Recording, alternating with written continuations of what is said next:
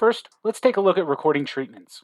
We'll create a new one and see that you can use the treatment to record things like applying herbicides or pesticides and treating mildew, mites, mold, and a lot more. You can add details about the product that was used and add how much was used in the treatment.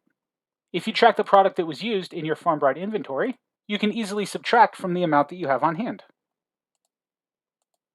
We'll choose how and where we applied this treatment, and then optionally choose a retreat date.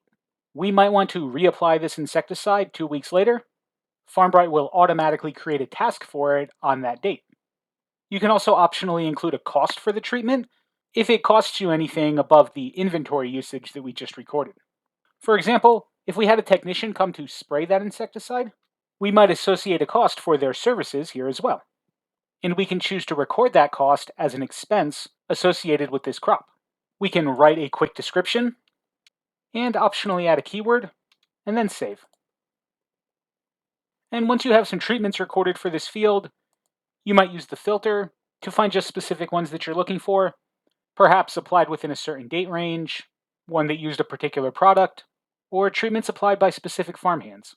The Nutrients tab is a similar concept, in that you'll be adding a soil amendment to the field and tracking what was applied. You can also record soil samples here, and those samples are displayed in the charts on this page. We'll add nutrients, and then record details about what was applied. Common elements and minerals are listed below, and you'll record the ppm amount that was added. We'll save, and see our record created. You could always go back and edit this if you needed to. We'll fast forward a couple days and record a soil sample. You'll see this is very similar. We'll record the ppm of each of these nutrients, and then save again. Our sample is recorded and then added to the charts.